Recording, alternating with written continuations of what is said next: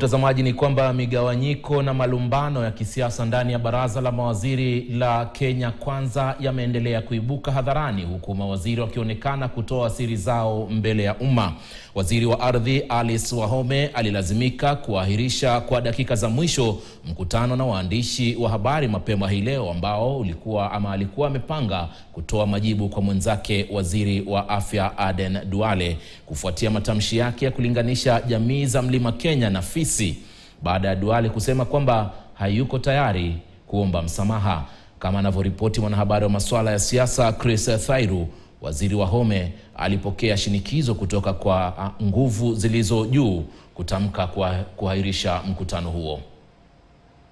Kwa siku chache zilizopita, baraza la mawaziri la Kenya Kwanza chini ya uongozi wa Rais William Ruto halijaelewana, huku wakipigana kwa maneno kupitia mitandao ya kijamii na kwenye mikutano ya hadhara. Waziri wa afya Aden Duale ndiye aliyekuwa katikati ya kimbuga hicho kufuatia matamshi yake ya kudharau jamii za eneo la Mlima Kenya. Kenya nikalo noolaan maro waxay noqdeen waraabihii la tagista bartay karigista wax. And I want to tell the NCIC,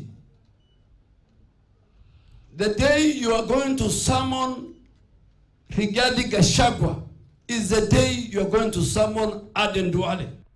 Na baada ya kusema wazi kwamba hataomba msamaha kwa matamshi yake licha baadhi ya wenzake kutoka eneo la Mlima Kenya, akiwemo waziri wa ardhi Alice Wahome kumtaka kuomba msamaha, Wahome Jumanne alialika waandishi wa habari kwa mkutano ambao ajenda kuu ilikuwa kumjibu Duale. Kulingana na mwaliko wa vyombo vya habari, alikuwa zungumzie hali ya kisiasa nchini kwa sasa na kutoa majibu kuhusu matamshi ya hivi karibuni yaliyotolewa na Duale. Hata hivyo, jambo hilo halikutokea baada ya timu yake ya habari kupiga simu kwa vyombo vya habari kuahirisha mkutano huo dakika chache kabla ya saa 6 mchana, wakati ulipokuwa ufanyike katika ofisi yake rasmi Ardhi House hapa Nairobi.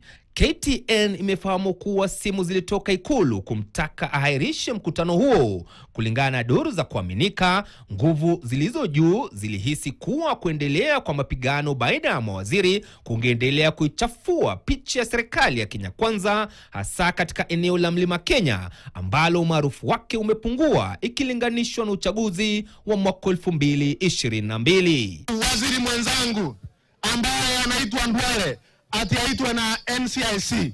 Mimi nasema namna hii, kama kuna mkabara, kama kuna mtu ako na mdomo chafu, anapaswa kuitwa kesho, aandikize ripoti, anaitwa Rigathi Gachagua.